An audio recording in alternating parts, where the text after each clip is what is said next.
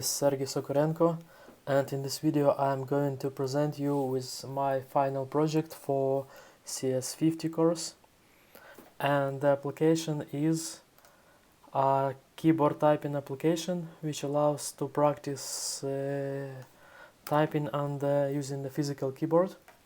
So the application is implemented using Angular as a main framework, and also it has some backend support.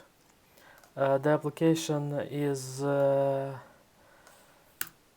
available on the typefit URL, and also I am running this application on localhost, so user can type some random text or just press some key button to generate some text for typing, for example inspirational quote, some Bible verse, or some word of the day to practice.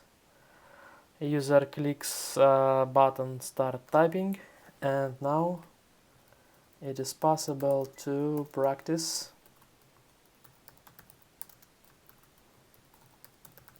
So the area at the bottom shows the next button to click, and also it shows the recommended hands position for blind typing. When user is done, the application shows the result.